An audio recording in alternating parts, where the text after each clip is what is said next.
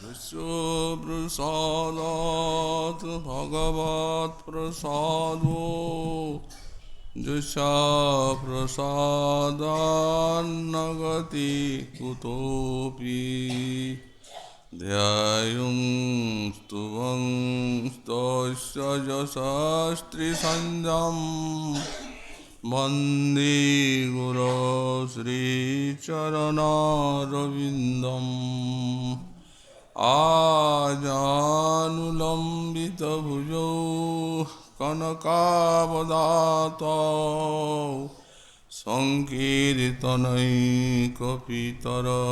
कमलायताक्षौ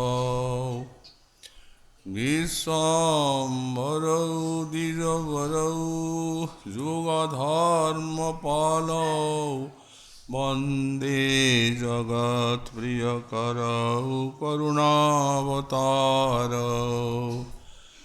नमस्त्रिकालसत्याय जगन्नाथसुताय च सभृताय सपुत्राय सकलत्राय ते नमः बर्हापीडाभिरामं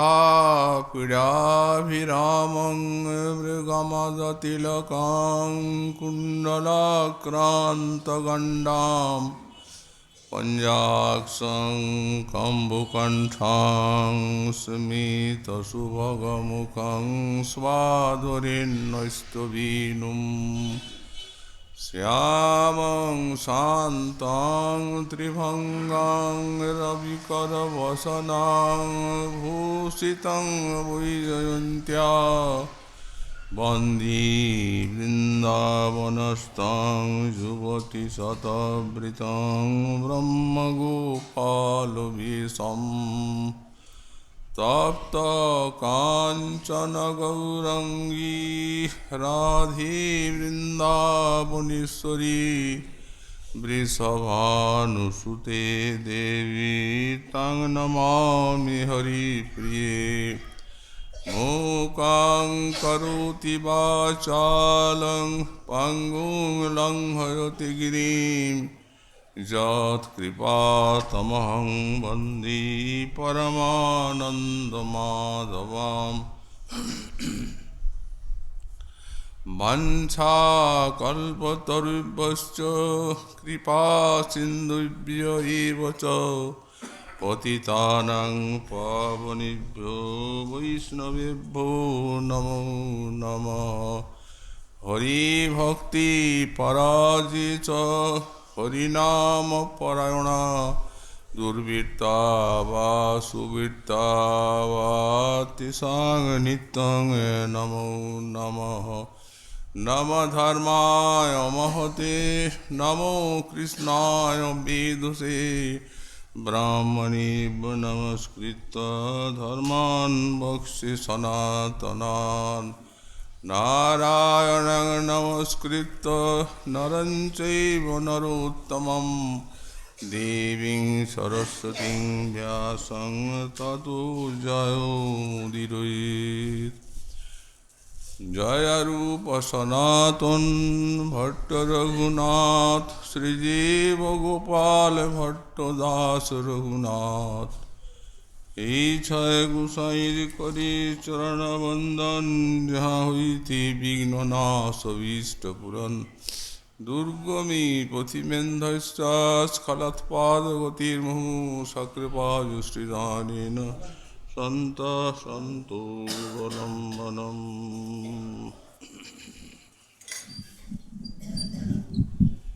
व्याकुसेन्दिवरविकसिता मन्दहिमारविन्दं श्रीमन्निस्सन्दनरतिरसान्दोलकन्दर्पकेली वृन्दारण्ये नवरससुधा सन्धिपादारविन्दं ज्योतिर्दन्दं किमपि परमानन्दकन्दं चकास्ति कलिजुग पावनावतार श्री श्री गौरांग महाप्रभुर परम अंतरंग पार्षद परम पूज्यपाद श्री श्रील प्रबोधानंद सरस्वती चरण तार श्री श्री राधारस सुधानिधि ग्रंथे 134 संख्यक श्लोके निकुंज मध्य श्री श्री राधा माधवीर लीला माधुरी आस्वादन करे बोलें व्याकुसेन्दीवर विकसिता मंद हेमारविंदम श्रीमन्निस्सन्दनरतिरसान्दूल कंदर्प कीली वृंदारण्ये नवरस सुधा सन्दीपादारविंदम ज्योतिर्दन्दम किमपि परमानंदकंदम चकास्ति। এই বৃন্দাবনে ব্যাকুসেন্দীবর বিকশিত মন্দ হেমারবিন্দম শ্রীমৎ যমুনা তটে একটি মনোরম নিকুঞ্জ মন্দির মধ্যে সদ্য প্রস্ফুটিত নীলকমল এবং অমন্দ হেমারবিন্দম সুবিকশিত স্বর্ণকমলের মতো যে শ্রী শ্রী রাধা মাধবীর শ্রী অর্থাৎ সৌন্দর্য প্রকাশিত হচ্ছে। তো বললেন যেমন ওই কমলের থেকে মকরন্দ নিঃসৃত হয়, তেমনি এই অপূর্ব কমলের থেকে নিঃসৃত হচ্ছে রতিরসান্দোল কন্দর্প কেলি। রতিরসের আন্দোলনে তাদের সেই প্রেম কেলিরূপ মকরন্দ রস যেন অজস্রধারে ঝরে পড়ছে। এই প্রকার যারা নবরস সুধা সন্দীপাদারবিন্দম, যাদের চরণ কমলের থেকে নব সুধারস, অভিনব সুধারস অবিরত ক্ষরিত হচ্ছে, সেই কিমপি পরমানন্দ কন্দম জ্যোতির্দ্বন্দ্বম চকাস্তি, কোন নির্বচনীয় পরমানন্দের মূল স্বরূপ দুইটি জ্যোতি শ্রী শ্রী রাধা মাধব তারা প্রকাশ লাভ করছেন। আমরা গতকাল এই শ্লোকের ব্যাখ্যাতে শ্রী শ্রী কৃষ্ণ চরণারবিন্দের যে মাধুর্য, সে মাধুর্য যথামতি কিঞ্চিত আলোচনা করেছি। শ্রীকৃষ্ণ তো হচ্ছেন মাধুর্যের অনন্ত অগাধ পারাবার, তার চরণারবিন্দের মাধুর্য রস সেও অসীম অনন্ত পারাবারের মতো। সে মাধুর্য আস্বাদন করবেন কে, অনুভব করবেন কে সেই মাধুরী? মহাজন বললেন কৃষ্ণ মাধুর্যস্য প্রেমৈক সাধ্যতম। শ্রীকৃষ্ণের মাধুরী একমাত্র প্রেমিক ভক্ত আস্বাদন করবেন, কারণ প্রেমের দ্বারাই শ্রীকৃষ্ণ মাধুর্য আস্বাদ্য। তাহলে শ্রীকৃষ্ণের যত প্রেমিক আছেন সবাই কি সমান কৃষ্ণচরণের মাধুরী আস্বাদন করবেন? বললেন না না, ভগবান নিজেই বলে দিয়েছেন আমার মাধুর্য নিত্য নব নব হয়, স্ব প্রেম অনুরূপ ভক্ত আস্বাদ হয়। ভক্তই আস্বাদন করবেন। কিন্তু আমার মাধুর্য তো নিত্য নবায়মান। ভক্তগণ নিজের প্রেমের অনুরূপী সেই মাধুর্য আস্বাদন করে থাকেন। যস্য যাবান প্রেমা স তাবান এব শ্রীকৃষ্ণ মাধুর্যম আস্বাদয়তি ন তু সর্বে সমানম। সকলেই সমান শ্রীকৃষ্ণ পদারবিন্দের মাধুর্য আস্বাদন করতে পারেন না। প্রেমানুরূপ আস্বাদন আছে।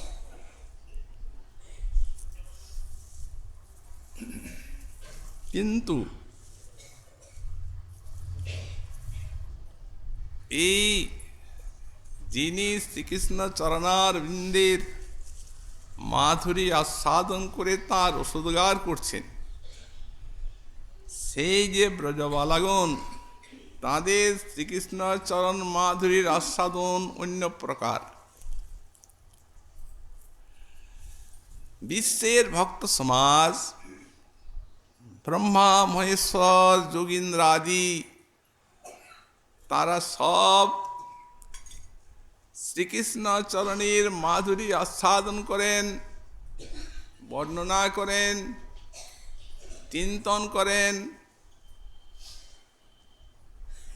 নিজের অনর্থাদি নাশ করে শ্রীকৃষ্ণ চরণী প্রেম সেবা লাভের জন্য সাধক সমাজ। কিন্তু এই যে ব্রজবালাগণের শ্রীকৃষ্ণ চরণীর মাধুর্য আস্বাদন, এটি হচ্ছে যে সেই চরণের অনিষ্ট আশঙ্কায় তারা নিজেই ম্রিয়মান হয়ে যান। এখানে সম্পূর্ণ উল্টো। এই জন্য শ্রী গোপীগীতে বললেন, চলসি যদ্ব্রজাৎ চারয়ন পশুন নলিন সুন্দরম নাথ তে পদম স্থিলতিরাং পুরৈ সিদতি ন কলিলতাং মন কান্ত গচ্ছতি। হে কান্ত, হে নাথ, তুমি যখন দিবাভাগে গোচারণের জন্য বৃন্দাবনের বনে যাও, তখন নলিন সুন্দরম নাথ তে পদম, তোমার চরণ যুগল কমল অপেক্ষাও অধিক কোমল, পেলব, শীতল, মনোহর। তোমার ওই চরণে, ওই বৃন্দাবনের বনে বিচরণের সময় কি তোমার ওই চরণে কোনো প্রকার কষ্ট হয় না? শিলতিরাং পুরৈ সিদতি ন, ওই যে সূক্ষ্ম সূক্ষ্ম প্রস্তর কণা এবং কণ্টক নিশ্চয়ই সেই চরণে বিদ্ধ হয়। এটি ব্রজবাসী সকলেরই মনে হয়, কিন্তু এদের অন্যরূপ। যখন কৃষ্ণ বনে যান, তখন মাতা পিতা তাঁর চরণ কমলের যে সুকোমলতা দর্শন করে বলেন, দেখ গোপাল, পাদুকা পায়ে দিয়ে আর গোচারণে যা। তখন শ্রীকৃষ্ণ বলেন, হে মাতো, হে পিত, দেখো এই যে গোজাতি, এরা আমাদের আরাধ্য, যেহেতু আমরা গোপাল, এরা আমাদের দেবতা। সুতরাং এই জগতের কেউ কি পাদুকা পরে নিজের দেবতার পুজো করে বা আরাধনা করে?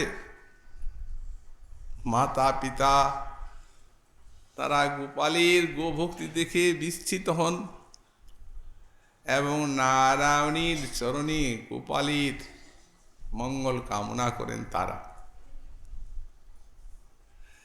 কিন্তু এই যে মহাভাবতী গোপবালাগণ, তাদের আচ্ছাদন এই প্রকার, তারা বলেন তোমার চরণে নিশ্চয়ই আঘাত লাগছে, কষ্ট হচ্ছে।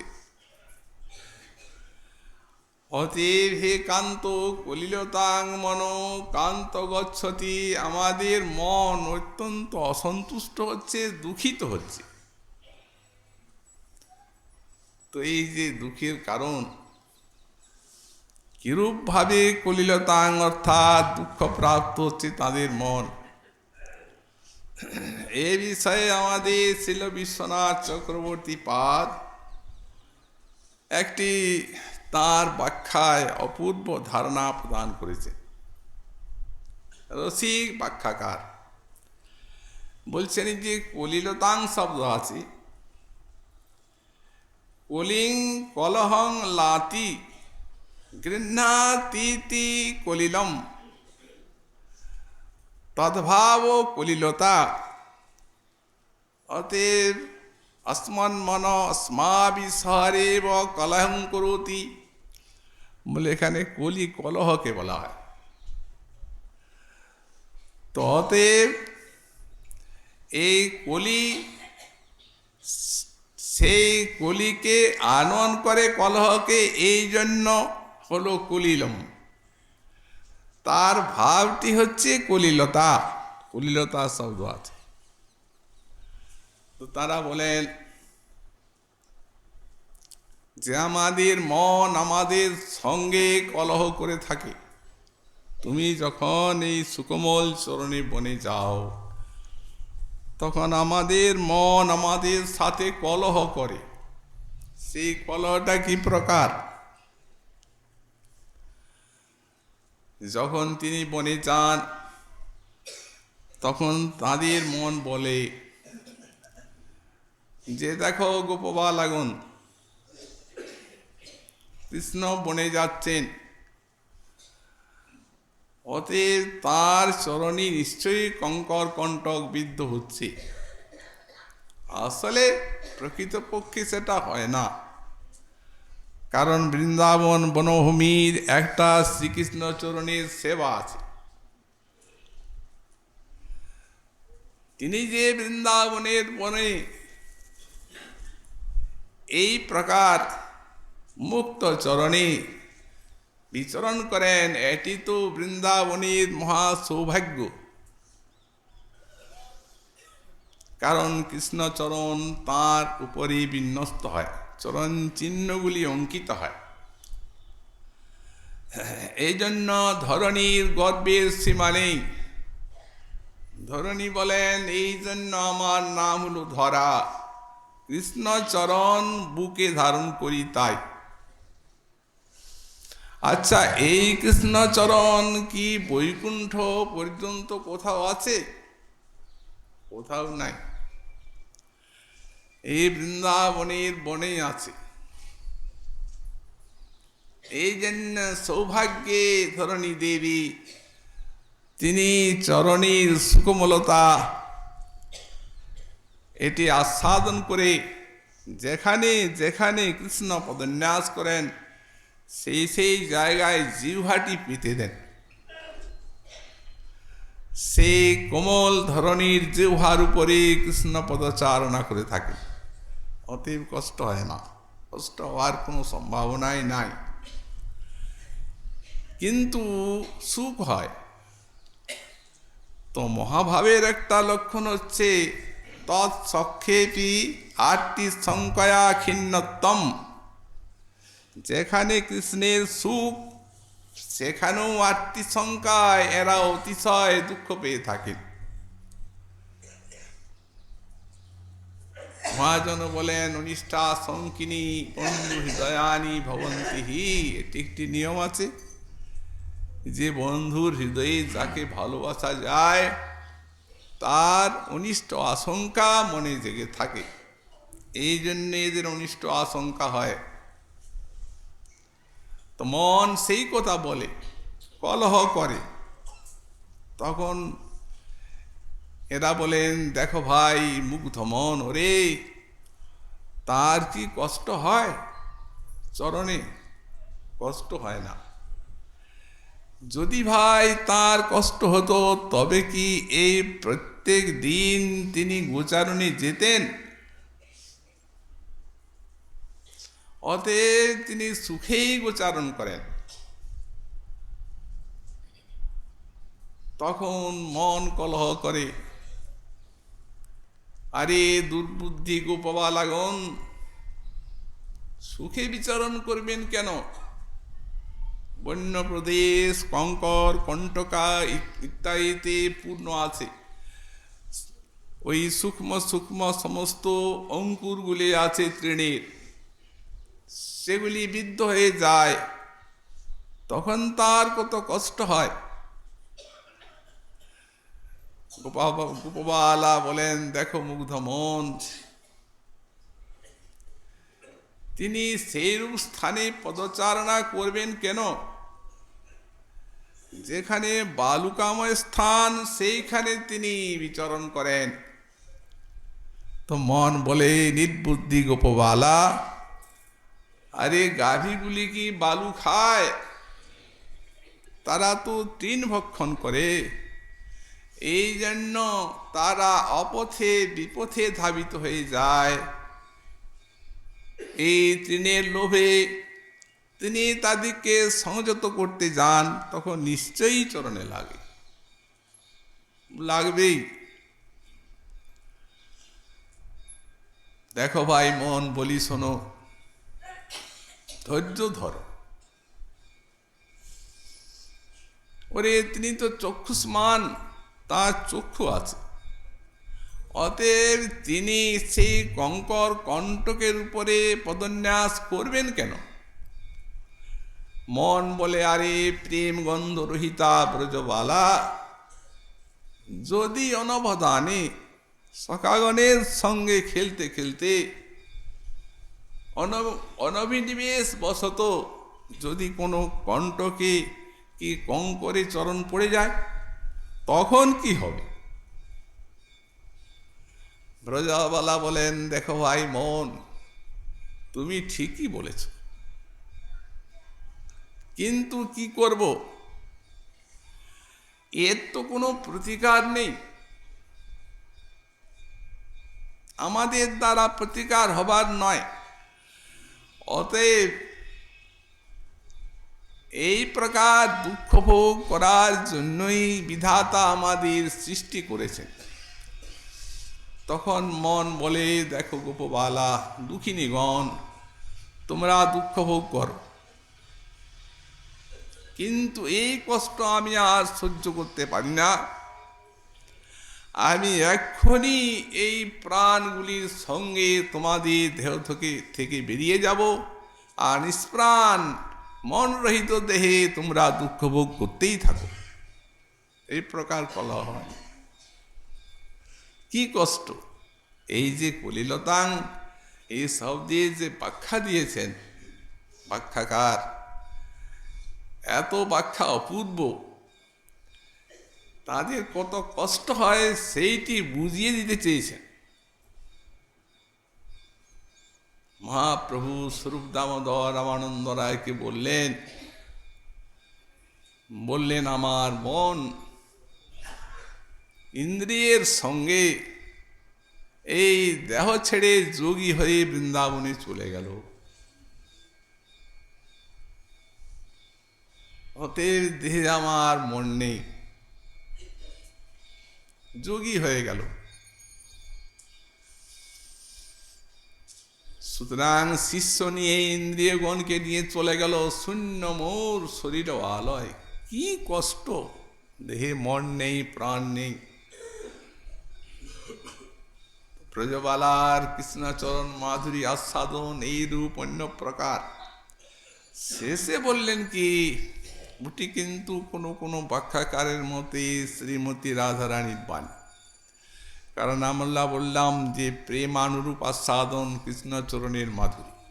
তো প্রেম তো চার প্রকার, একটি হচ্ছে অনু, একটি হচ্ছে আপেক্ষিক ন্যাধিকময়, একটি হচ্ছে মহান, আর এক প্রকার হচ্ছে পরম মহান। তন্ত সাধক ভক্তে তার বেশি হয় না। সুতরাং তাদের অনুপরিমাণেই কৃষ্ণ মাধুরী আস্বাদন হয়, সেটি যথেষ্ট। কেন বললেন? যেহেতু তার এক কণ ডুবায় সর্বভুবন। একটা জীব নয়, সারা বিশ্বের জীবকে ডোবাবে, এমনি আশ্চর্য কৃষ্ণ মাধুরী। আপেক্ষিন্যাদিময় প্রেম হচ্ছে ব্যাস, সুখ ইত্যাদি নারদাদির, তারাও আপন আপন যে প্রেম সেই অনুসারে আস্বাদন করেন কৃষ্ণচরণের মাধুরী। ব্রজের প্রেম মহান, এখানে মহান আস্বাদন। আর একমাত্র বিশ্বভানুনন্দিনীর প্রেম হচ্ছে পরম মহান, এই জন্য সেখানে সবটা আস্বাদন। কৃষ্ণ বললেন আমার মাধুর্য নিত্য নব নব হয়, স প্রেম অনুরূপ ভক্ত আস্বাদয়। কিন্তু এই প্রেমদ্বারে নিত্য রাধিকা একলি, আমার মাধুর্যামৃত আস্বাদে সকলি। সেটা গোপীগীতের শেষে বলা, যত্তে সুজাত চরণাম মরুহং স্তনেষু ভীতা শনৈ দধিময়ী কর্কশেষু তেনাটবিম মটসে তদ ব্যথতে কিংনসিত উৎপাদিবীর ভ্রমতি ধীর ভবদাউ সাংন। তুমি যখন বৃন্দাবনের বনে যাও, তখন তোমার চরণে কত আঘাত লাগে। সুজাত কোমল তোমার চরণ আমরা বক্ষে ধারণ করি, সেই চরণ কমলকে, কিন্তু শোনই ধীরে ধীরে। কেন বললেন? আমাদের কঠিন বক্ষে তোমার ওই কোমল চরণে আঘাত লাগবে।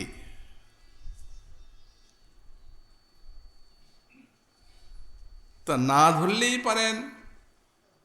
বললেন ধরি এই জন্য যে আমরা দেখতে পাই তুমি আমাদের বক্ষে চরণ দিতে আনন্দ পাও,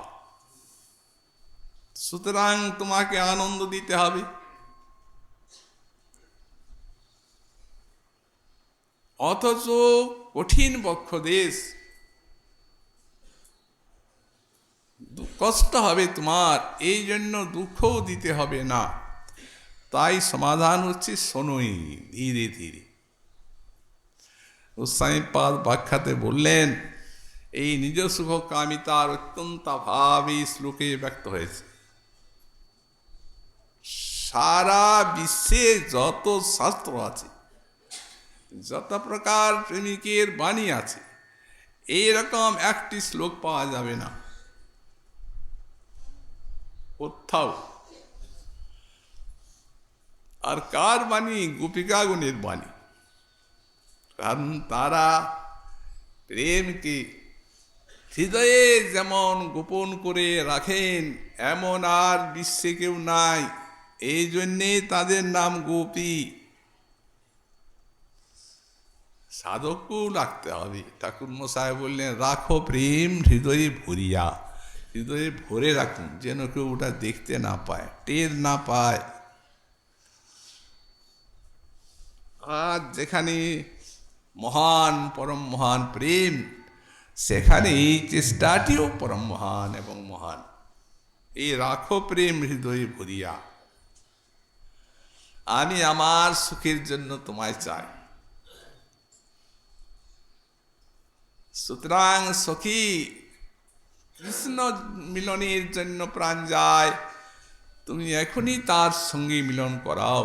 বলেন তখনও শ্রীকৃষ্ণ সুখবাসনা অন্তরে বিরাজমান থাকে, কারণ এদের নিজের দিকটি শূন্য।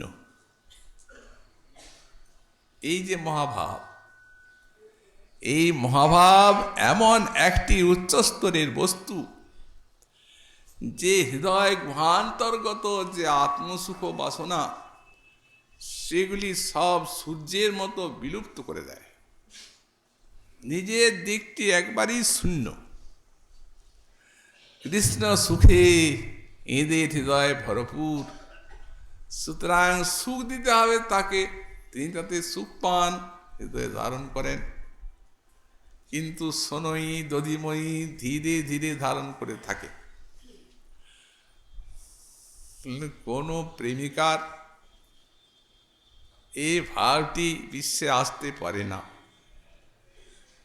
কারণ যিনি নায়ক তিনিও তো আনন্দ পাচ্ছেন, এরাও বলছেন তুমি আনন্দ পাও। কিন্তু ওই যে সোনই দধিময়ী, কর্কশেষু তনেষু সোনই দধিময়ী শব্দটি যে দিয়েছেন, ধীরে ধীরে ধারণ করি, এটি নিজের দিকে নিজের সুখটা যেখানে পরিপূর্ণভাবে শূন্যতা বলা হয়েছে। আস্তে আস্তে ধারণ করে থাকে। তোমাকে দুঃখ দিতে হবে না, তুমি সেই চরণে বৃন্দাবনের বনে বিচরণ করো। আমাদের বুদ্ধি ভ্রমিত হয়ে যায়।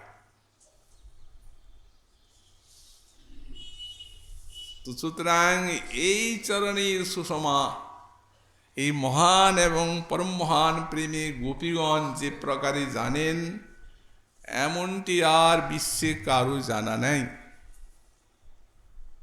তারপরে আবার রাধারানীর চরণ। আমাদের প্রধানন্দ সরস্বতীপাদ দিয়েছেন দৃষ্টান্ত কমলেরই সঙ্গে। এখান তো কমলের সঙ্গে দৃষ্টান্ত দেওয়া হচ্ছে। তিনি বলেন সান্দ্রানুরাগ ঘনানুরাগ লহরী নিঃছন্দ পদাম্বুজ দ্বন্দ্বে শ্রী বিশ্বভানুনন্দিনী সদা বন্দে তব শ্রীপদম। সান্দ্র ঘনানুরাগ লহরী নিঃসন্দিত পদাম্বুজ দ্বন্দ্বে। সান্দ্র ঘন অনুরাগ কাকে বলা হয়? ওইটাই মহাভাব। সান্দ্র নিবিড় এবং ঘন। গোস্বামীপাদ মহাভাব ব্যাখ্যা করলেন যে যে অনুরাগ সসংবেদ্য দশা প্রাপ্য প্রকাশিত যাবতাশ্রয় বৃষ্টিশ্চেত ভাবৈত্য ভিদিয়তি। তাহলে মহাভাব কাকে বলা যায়? বললেন অনুরাগ যখন সসংবেদ্য দশা প্রাপ্ত হয়, যাবতাশ্রয় ব্যক্তিত্ব লাভ করে, আর যখন প্রকাশিত হয়, প্রকাশিত হওয়াটা সাত্ত্বিক ভাব। আর এই যাবতাশ্রয় বৃত্তিত্ব, সসংবেদ্য দশা, এগুলি কি? স মানে নিজে, সংবেদ্য মানে জানা। নিজে যখন নিজেকে জানেন অনুরাগ, তখন তার নাম হয় সসংবেদ্য দশা। তার মানে অনুরাগ নিঃসীমভাবে যখন বর্ধিত হয়। আর যাবতাশ্রয় বৃত্তিত্ব বললেন যতদূর পর্যন্ত আশ্রয় আছে, এই যে রাগ, এটি অনুরাগের আশ্রয়। তো এই রাগ যতদূর পর্যন্ত চরম সীমা আরোহণ করতে পারে, মানে ওটা অনুরাগের থেকে অন্যরকম একটা লক্ষণ করা হয়েছে। দুঃখমপ্যধিকং চিত্তে সুখেত্ব নৈব ব্যজ্যতে যতস্তু প্রণয়স্কর্ষাৎ স্বরাগ ইতি কীর্ততে।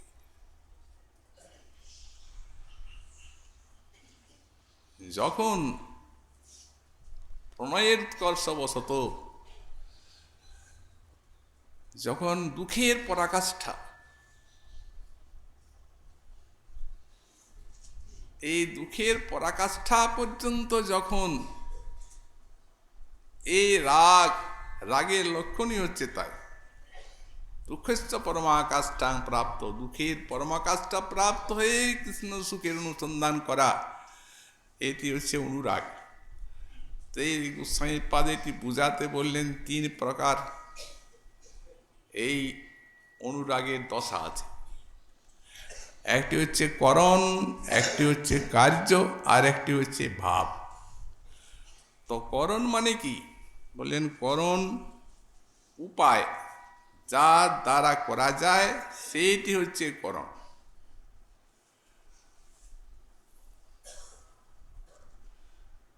তো সেই করণটা কি? যে উপায়ের দ্বারা এই শ্রীকৃষ্ণ মাধুর্য আস্বাদন করা যায়,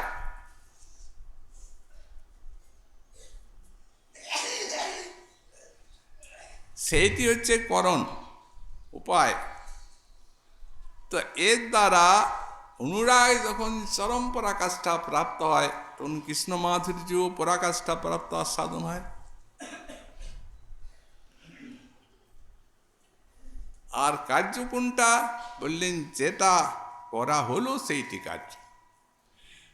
যেমন কৃষ্ণ মাধুর্য আস্বাদনের পরাকাষ্ঠা দেখে, আস্বাদনটি দেখে আর এই অনুরাগেরও যে কর্মদশাটি সেটি জানা যায়। এটাও সসংবেদ্য পরাকাষ্ঠা প্রাপ্ত। আর ভাবটি হচ্ছে তন্ময়তা। এই অনুরাগী কৃষ্ণ মাধুরী আস্বাদন করতে করতে আস্বাদক এতই তন্ময় হয়ে যান যে তখন আস্বাদ্য বস্তুটিও মনে থাকে না, আর আস্বাদকও মনে থাকে না। তখন সারা বিশ্বজোড়া একটা আস্বাদন মূর্তিমান হয়ে থাকে। এইটি তন্ময়তা বা ভাবদশা। যখন এইগুলি চরম দশা প্রাপ্ত হয় আর সাত্বিকাদি ভাবের দ্বারা প্রকাশিত হয়, তখন তার নাম হয় মহাভাব। সেই সান্দ্র মহাভাব ঘনরস এই রাধারানীর পদারবিন্দের থেকে অজস্রধারী খরিত হয়ে থাকে। এই জন্যই তো মহাজন বললেন সাধনা করতে হয় না প্রেম লাভের জন্য। যদি কেউ রাধার চরণ দর্শন করে, রাধাকে দর্শন করলে সাধনা লাগে না। সারাধিকা ভগবতী ক্বচিতিক্ষতে চেত প্রেমা তদনুভব মূর্তিমান মৃচ্ছতি স। বললেন সে রাধারানী কাউকে যদি দর্শন দেন, তাহলে প্রেমের অনুভব এসে তাকে স্বয়ং বরণ করে নেয়।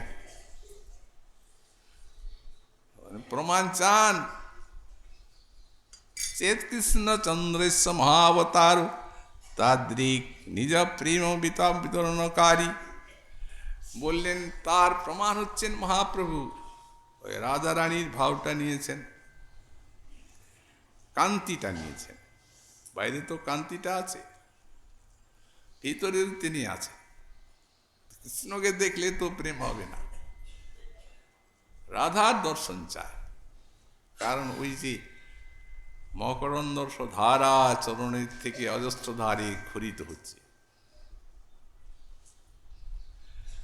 তো বললেন এই প্রকার যদি শ্রীকৃষ্ণের রাধা ভাব অঙ্গীকারকারী কোনো অবতার হয়, তা তাকে দেখলে বিনা সাধনায় প্রেম হয়। সারা বিশ্ব প্রেম পেল, সাধনা করতে হয় না। পাত্র বিচারণাং ন কুরুতে ন সং পরং বিক্ষতে দেয়াদেও বিমর্শকু নহি নবা কাল প্রতীক্ষা প্রভু সদ্য শ্রবণীক্ষণ প্রণমন ধ্যানাদিনা দুর্লভম। এই শ্রবণ কীর্তন অর্চন বন্ধন ইত্যাদি দ্বারা যে দুর্লভ প্রেম, মহৎ কৃপা চাই, নিরপরাধ হওয়া চাই, গুরু কৃপা চাই, নির্মল হৃদয় হওয়া চাই।